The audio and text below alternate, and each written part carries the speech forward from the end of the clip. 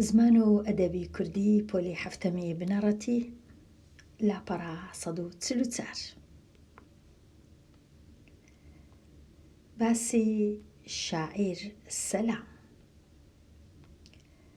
سەلام کوڕی شێخ ئەحمەدی عازەبانیە لە ساڵی ١٨٩٢ لە گوندی عازەبانی ناوچەی وارماوەی سەر بە پارێزگای هەڵەبجە لەدایک بووە.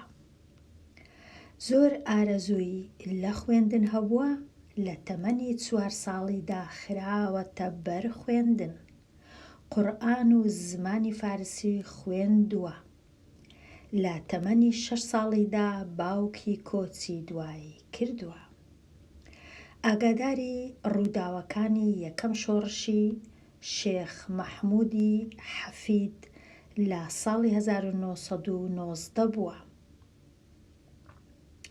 لە وەزیفەدا لە زۆر شوێن خزمەتی کردووە، وەک وارماوە، هەڵەبجە، سلێمانی و تەنانەت بەسرە و بەغدا و حیللە و هەندێ شوێنی تر. لە ساڵی 1928 لەگەڵ چەند لاوێک کۆمەڵەی زەردەشتیان دامەزراند. لە ساڵی 1930 دوای کارەساتی ڕۆژی ڕەشی 6 ئەیلوول لەگەڵ چەند کەسێک دەچنە گوندی پیران لای شێخ مەحموود. هەروەها بەشداری ڕووداوەکانی ساڵی 1931 کردووە بە فەرماندەی شێخ مەحموود. لە ساڵی 1954 هەتا 55 خۆی خانەنشین کردووە. لە پێشەکی دیوانەکەیدا کە لە ساڵی 1958 لە بەغدا چاپ کراوە، دکتۆر مارف خەزنەدار دەنووسێت و دەڵێت سەلام زیاتر شاعیرێکی نیشتیمان و نەتەوەیە، چونکە کاتی گەنجی سەلام نەتەوەی کورد بە دەورێکی تایبەت تێدەپەڕێ. لە بابەت شێعرە دەرونیەکانی دەڵێت خەیاڵێکی ڕوونی تێدایە و شعورێکی ڕاست دەردەخا، وەکو وشەکانی لە ناخی دەرونیا بێنە دەرەوە وایە. یەک لە شاکارەکانی شێخ سەلام چوارینەکانی خەیامە کە لە فارسیەوە بۆ کوردی وەری گێڕاوە، کە بەڕاستی گیانی خەیامی لە وەرگێڕانەکەدا بە تەواوی پاراستووە و بە یەکێک لە باشترین وەرگێڕانەکانی دادەنرێت. سەلام لە ساڵی 1959 لە سلێمانی کۆچی دوایی کردووە و لە گردی سەیوان نێژراوە. ئێستا با دیسان تەمەشایەکی ئێرە بکەینەوە بزانین کەی لێرە شاعیر شێخ سەلام هەروەکو ئەو شاعیرانێ تا ئێستا باسمان کردیە، شاعیر قانع و جگەرخوێن و بەختیار زێوەر، هەموویان دەستیان پێ کردیە بە وەکو بڵێ لە مزگەفت خوێندیتیان و دەستیان پێ کردیە وەکو ئەوەی وایە مەلا بنیان لە خێزانی شێخ و مەلایەکان بن هەتا ئێستا، چونکە سەلامیش شێخ سەلامە کوڕی شێخ ئەحمەد. پاشان نووسرایە ئاگاداری ڕووداوەکانی یەکەم شۆڕشی شێخ مەحموودی حەفید بووە.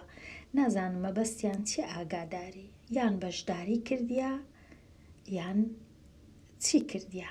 ئاگاداری مانای نییە لێرە، زۆر کەس ئاگادارە، شتەچی دەخێنیتەوە لە ڕۆژنامەک ئاگادار دەبی، کاتە لێرە ئەو شێ زۆر باش نییە. بەڵکو ڕەنگە پشتیوانی کردبی، بەشدار بووبی، لەگەڵ بووبی ئەو شتانە. ئەو جووت پاشان نووسرایە کۆمەڵەی زەردەشتی دروست کردیە لەگەڵ چەند لاوەکی دیکە.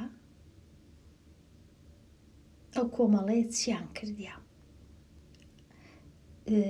زانیاریەکان زۆر کورتن و زۆریش نازانم ئایا بەو شێوەی باشە زانیاری لەسەر شاعیرە گەورانەی کورد تێکەڵ و پێکەڵیەک هەیە وەکو ئەوەی وایە ئیشەکی لە کۆرە خۆیان بکەنەوە. پاشان نووسرایە لە ساڵی 1930 دوای کارەساتی ڕۆژی ڕەشی 6 ئەیلول. باشە خوێندکار چ دەزانی کارەساتی 6 ئەیلول کە ساڵی 1930 دەبی تۆزە ڕوونکردنەوەیەک هەبی یان باس نەکرێ یان کە باس دەکرێ ڕوونکردنەوەک هەبی. کەواتە لێرە زانیاریەکان زۆر زۆر کەم و کورتیان تێدایە. ئەمن لێرە تۆزەک هەرچەندە نەمتوانی زۆر بەڵام تۆزەک ڕوونکردنەوەیەک دەکەم هەتا ئیشەکان تۆزەک ئاسان بن. یەکەم جار ساڵی لەدایک بوون و کۆچی دوایی 67 ساڵ ژیایە شاعیر سەلام شێخ سەلام شێخ ئەحمەدی عازەبان و ناوچەی وارماوە لە پارێزگای هەڵەبجە. لە هەمان کاتە وەکو شاعیرەکانی دی وەکو دەبینن وەکو قانع بۆ وێنە. پاشان دەربارەی کارەساتی ڕۆژی ڕەشی 6 ئەیلول چ ڕوویدایە ئەو ڕۆژە؟ ڕۆژی ڕەشی 6 ئەیلول ساڵی 1930 ئەیلول واتە مانگی 9. نووسرایە ئەم تەمەشام کرد تۆزێک لە گوگڵ نووسرایە گەلی کورد بۆ یەکەم جار چاڵاکی مەدەنی دەکەن وەکو ئەوی وایە خۆپیشاندانەکی بکەن. داواکاری سیاسیان هەیە ئەو کات ئینگلیزەکان حکومڕانی عێراقیان دەکرد و مێژ و نووسان ڕۆژی 6 ئەیلول بە یەکەم خۆپیشاندانی مەدەنی باشووری کوردستان دادەنێن. هەر لەو ڕۆژە بە زەبری دەستگا داپلۆسێنەرەکانی ئینگلیز خۆپیشاندانە مەدەنیەکەی سلێمانی سەرکوت کرایە و چەندین شەهید و برینداریش لێکەوتەوە. واتە خۆپیشاندانەکان دیارە ئینگلیز هاتیە و نەیهێشتە بە چەک وەڵامی دایتەوە. هەندێک کەسیان کوشتیە شەهیدیان کردی، هەندێک کەسیان بریندار کردی، هەندێک کەسیشیان دەستگیر کردیە گرتیتیان و نووسرایە مێژوۆی وەکو لاپەڕەیەکی ڕەش بۆ ئینگلیزەکان تۆمار دەکە. لەبەر هەندێ لێرە باسی دیارە ڕەنگە نەش نووسرایە بەڵام ڕەنگە سەلامی شاعیر شێخ سەلام بەشداری کردبی لەو خۆپیشاندانە. ئەو کەسانەی کە بەشداریان کردیا نەمتوانی ئەمن ناوەکان ببینمەوە بەڵام یەک دوو کەسم دیتەوە. یەک لەوانە ڕەشۆڵی هونەرمەندە. ڕەشۆڵی هونەرمەند ڕەشۆڵ ناوی ڕەشید بووە بەخۆی بەڵام ناویان لێ نایە ڕەشۆڵ نازناوەکەیە گۆرانی بێژ بووە و هەروەها فایق بێکەسی شاعیر بابی شێرکۆ بێکەس. دوو کەسن لەوانەی کە بەشدار بووینە لەو خۆپیشاندانەی و شاعری بەناوبانگ فایق بێکەس بریندار دەبی لە هەمان کات دەیگرن زیندانی دەکەن. ئەوجا ئەویش لە زیندان شعرەکی زۆر زۆر زۆر شاکارانە دادەنێ کە دەڵێ ئەی وەتەن مەفتونی تۆم و شێوەتم بیر کەوتەوە.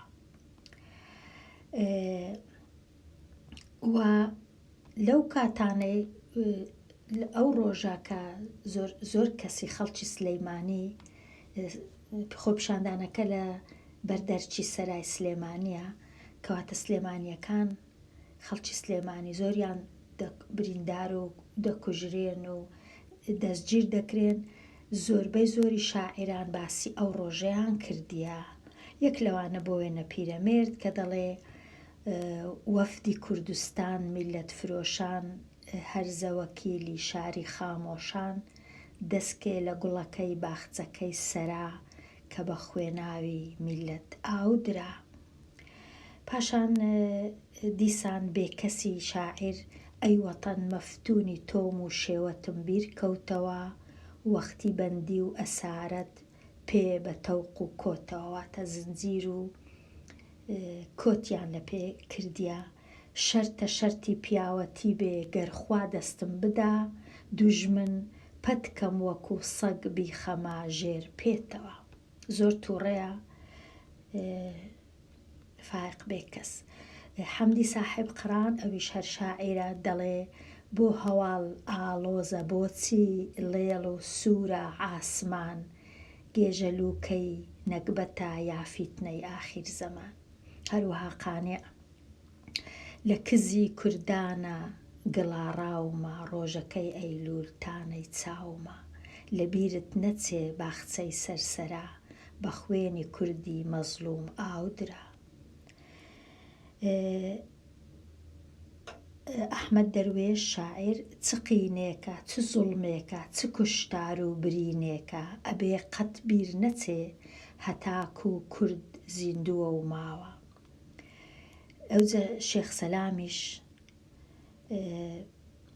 عیسبەت الئومەم کۆمەڵی گەورە، بە پێچ و پەنا بە فێڵ و دەورە، چۆن عاجز نابێ لەم خوێن ڕشتنە، لە لای تۆ هەڵبەت حقوق کوشتنە. پاشان شاعیر گۆران هەڵۆ بەگ ئەو جوانە، پڕدڵی بوو بۆ وەتەن ئاوات، لە پێش جەمعیەکەوە تا بەرسەرا ڕووی هەڵمەتی هانی، ئەگەر خوای گەورە بەخشی بێت هەتیوێ، پێی بڵێ ڕۆڵە لە من فرمێسکی ویست باوکت، لە تۆش داوا ئەکا تۆڵە. واتە ئەو ڕۆژە ڕۆژی خۆپیشاندان زۆر ڕۆژەکە کە کورد لە بیری ناچی کە ئەوها بەو جۆرەی خەڵکیان کوشت و بریندار کرد و وەگرتیشیان. کەواتە دیارە شاعیری سەلامی شێکەک بووە لەوانەی کە لەگەڵ بووە پاشان ڕەنگە ڕۆیشتبی بۆ ئەوەی نەیگرن. ئەوجە ئێستا ڕەشۆڵی هونەرمەند گۆتمان ئەویش لەگەڵ بووە لەگەڵ خۆپیشاندانەکە. ڕەشۆڵی هونەرمەند هاوسەرەکەی ناوی ئەختەرخانە. ئەختەرخان لێرە لە خۆپیشاندانەکی دیکە نەک لە ساڵی 1930 بەڵکو لە ساڵی 1956 ئەویش دیسان شەهید دەکرێت. ساڵی 1956 هەمان ساڵە کە شێخ مەحموودی نەمر کۆچی دوایی دەکا. ئەوجە نازانم شەهید بوونەکە ئایا خۆپیشاندانەکە چ ڕۆژێک بووە، ئایا ڕۆژی ناشتنی جەستەی شێخ مەحموود یان چ ڕۆژە بووە نازانم. بەڵام ئەوەیە من دەزانم لێرە تەنیا باسی خۆپیشاندانی بکەم تۆزێک و باس بکەم کە ژنی کوردیش بەشداری کردێ لە خۆپیشاندان و قوربانیدایە و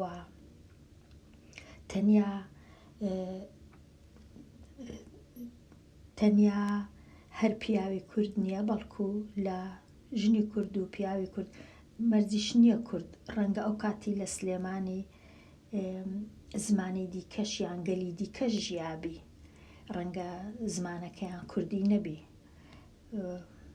ڕەنگە زمانی دیژبی، بەڵام هەر هیچ نەبی خەڵکی سلێمانی. ئێستا لێرە تۆزێک لێ کۆڵینەوەم کرد ئەختەرخان کە شەهید بووە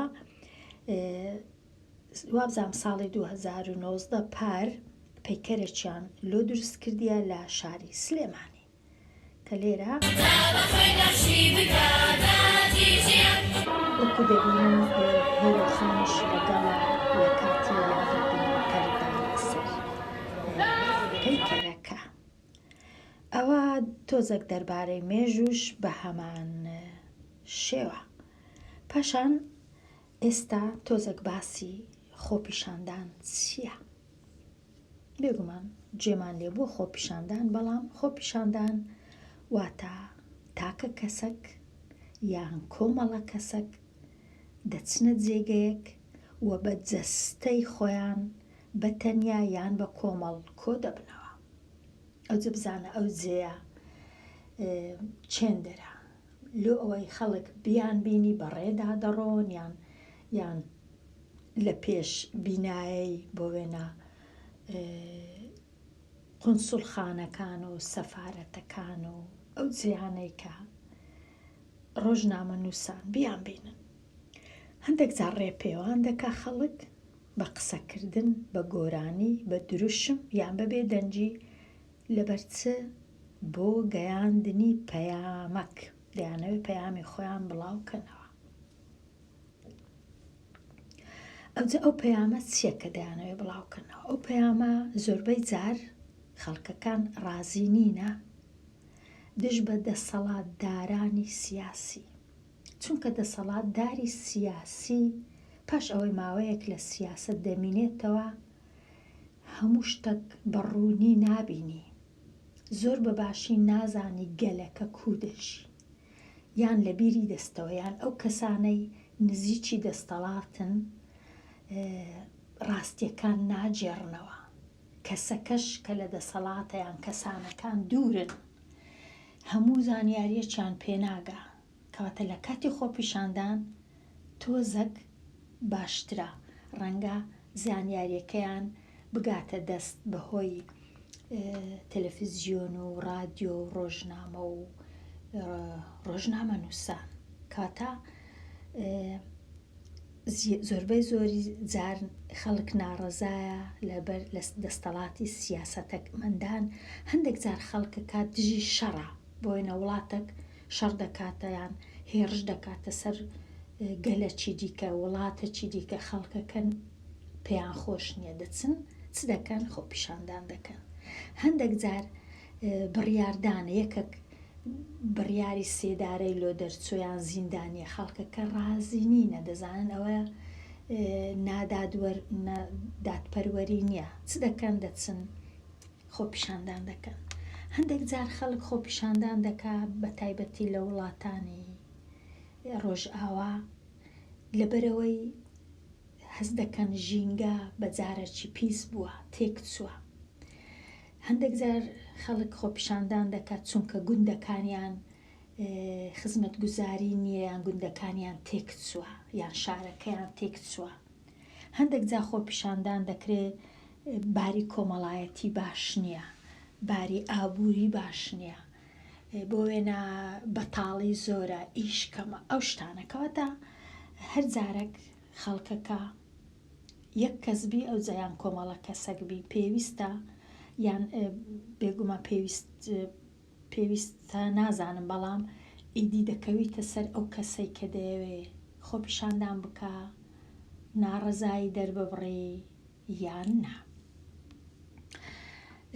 لە سویدی ساڵی 2018 چیژەکی منداڵ 14-15 ساڵ بە تەنیا هەموو ڕۆژێ دەچوو لە بەردەرگەی پەرلەمانی سویدی دادەنیشت چونکە هەستی دەکرد کە ژینگە تێکچووە پیس بووە دەبیشتە چی بکە لۆ ژینگە پارێزی. ئەو چیژە ناوی گرێتا تونبەریە و ئێستا تەمەنی 17 ساڵە و توانی لەو ماوەیەی خەڵکەکی زۆر لە خۆی کۆکاتەوە بە تایبەتی گەنجەکان ئەوانەی کە خوێندکارن دەخینن ئەوانیش چوون خۆپیشاندانیان کرد و هەمویان لە زۆربەی زۆری وڵاتان بە ناوی ئەو چیژەی خۆپیشاندانیان کرد لۆ ئەوەی ژینگە چی دیکە تێک نەچی پیس نەکرێ. ئەو منداڵە توانی ئەو شتەی بکە و توانی دەنجی خۆی پەیامی خۆی بە زۆر وڵاتان بگەینی و زۆر کۆبوونەوەی کرد لەگەڵ سەرکردەی وڵاتەکان، دەسەڵاتداران، نوێنەری نەتەوە یەکگرتووەکان، زۆر زۆر سەفەر و گەشتی کرد، زۆر زۆر زۆر ماندی بوو، زۆر قسەی کرد لەگەڵ ڕۆژنامە نووسان لە تەلەڤیزیۆن، لە ڕادیۆ، لە ڕۆژنامە. ئەو چیژە لە هەمان کات تووشی زۆر زۆر کێشە بوو، زۆر هەڕەشەیان لێ کرد، هەڕەشەی کوشتن، هەڕەشەیان لە داک و بابی کرد، ناچار بوو پاسەوانی لۆدانێن چونکە خەڵکەکی زۆر بە تایبەتی دەوڵەمەندەکانی کە کارگەیان هەیە کە کارگرکانن دەبنە هۆی پیسبوونی ژینگە حەزیان لێ نییە کەس بێ باسی ژینگە پیسی بکات چونکە ئیشەکانیان پارەکەیان کەم دەبیتەوە، چونکە سوودەکانیان کەم دەبیتەوە. ئەو جۆرە کارگانش ئەو جۆرە پیشەسازی لە ئەو وڵاتە گەورانە شەریکەکان زۆر زۆر گەورەنە، دەسەڵاتیان زۆر زۆرە، دەوڵەمەندن، قسەیان دەڕوا، کەواتە ئەو چیژە بە تەنێ بەرامبەر ئەو هەمووانە زۆر زۆر هەڕەشەیان لێ کرد و لە دایک و بابیشی. کەواتە هەموو کات ئەگەر بتەوێ چاڵاکوان بی ئیشە چی بکەی هیچ کات ئاسان نییە ئیشەکەت، بەڵام لە هەمان کاتیش ناتوانین هەموو جارێ هیچ نەکەین تەنیا تەمەشاکەین، ئەوەش هەر ناکرێ. کەواتە ئەوە بوو تۆزێک دەربارەی شاعیر شێخ سەلام و دەربارەی ئەو کەسانەی کە خۆپیشاندانیان کردیە. دیارە شێخ سەلامیش یەکێک بۆ لەوان لە ساڵی 1930. پاشان کە ئەو ڤیدیۆ تەواو بوو پارچە گۆرانیەکی لێرە دادەنێم، یەکێکە لە گۆرانیەکانی گۆرانیبێژ ڕەشۆڵ بە ناوی ئایشی لێ نازەنینێ، بەڵام ئەو ناڵەیە کە چیتکە بە دەنجی تیپەچی دیکەیە. بەڵام بە لێرە بخینینەوە شعری شێخ سەلام. وەتەن چییە؟ هەستە لە خەو ئەی لاوی کورد، تێبکۆشە بە دەست و برد، هاوارەکە دایکی وەتەن، واگیان ئەدا پیایە بگەن، خاک و گوڵ و گیا، شاخ و چەم و چڵ و چیا، ڕەنگاوڕەنگی کەژی سیا، هاوارەکەن بە جیا جیا، وامەزانە خاکی وەتەن، ئاو گڵە و دار و دەوەن، ئەم وەتەنە ئاو گڵە، پشت و ئەژنۆ جەرگ و دڵە، ئەجدادی تۆ شێرانی کورد، لە ڕێی وەتەن بە مەردی مرد، مردن ڕزین بوون بەم خاکە، وەتەن دایک، وەتەن باوک، وەتەن کاکە. وەکو دەبینین شیعرەکە زۆر شۆڕش گێڕانەیە، باسی وەتەنە، باسی لە خەو هەستانە، بە تایبەتی لە خەو هەستانی لاوەکان، هەرچەندە لاوەکان نەنووسینە بەڕای من هەمویان وشیارن لە خەو هەستاینە، تێدەکۆشن، بەڵام هێشتا دایکی وەتەن وەکو بە خۆشمان دەزانین هەر وەکو ئەو ڕۆژێ وەکو ئەو هۆنراوە نووسرایە، ڕزگار نەبووە لە ژێر دەستان. و پاشان لێرە نووسرایە هەموو ئەو شتانە هاوار دەکەن، شاخ، خاک، گوڵ، گیا، چەم، ڕووبار، کەواتە هەمویان پێویستیان بە ڕزگاربوونە. وا نەزانین کە وەتەن تەنیا ئاو و گڵە دارە، بەڵکو وەتەن پشت و پەنایە، جەرگ و دڵە، ئەژنۆیە. و زۆربەی ئەجداد لێرەواتە باو و باپیر و دایک و داپیر و ئەوانە هەمویان لە ڕێی وەتەن سەریان دانایە و تێکەڵی ئەو خاکەی بووینە، چونکە نیشتیمان و وەتەن هەموو شتەکە، دایکە و باوکە و کاکە. ڕاوەکردنی پەیوەکان بە دەست و برد واتە بە گورج و گۆڵی، پیادا بگەن واتە پێی ڕابگەن، بگەهنێ، کەژ چییە، سیا واتە ڕەش، ئەژنۆش واتە چۆک. کەواتە شاعیرانمان هەمویان باسی ڕزگارکردنی وەتەن دەکەن و ئەو ئەرکەش چونکە تا ئێستا جێبەجێ نەبووە بەداخەوە، کەواتە دەکەویتە سەرشانی لاوانی کورد کە ئێستا ڕەنگە منداڵ و هەرزەکار بن، بەڵام لە دوا ڕۆژ 100% ئەوە ئەرچی سەرشانی خۆیانە. ئەوجە لێرە با تەمەشای ئەو ئەگەر توانیم، چونکە هەندێک جار کە گۆرانیەکی دادەنێم، گۆرانیەکە لە یوتیوبم هینایە، ئەو کەسانەی خاوەنی گۆرانیکەنە زۆر حەزیان لێ نییە ڕەنگە گۆرانیەکەی بسڕمەوە، کەواتە لێرە لە کۆتاییەکەی دایدەنێم هەر لۆ ئەوی بزانن ڕەشۆڵ گۆرانی بێت چ زۆرە گۆرانیەکی گۆتیە کاتی خۆی. ئەو جەگەر پاشان دەنگەکە خراپ بوویان ڕەش کرایەوە، ئەوە داوای لێبوردن دەکەم. کەواتە ئەو گۆرانی لێرە دادەنێم تۆزەک و وە دێمە کۆتایی ئەو وانەیە و هەتاوانەیە چینوێ هەر بژین.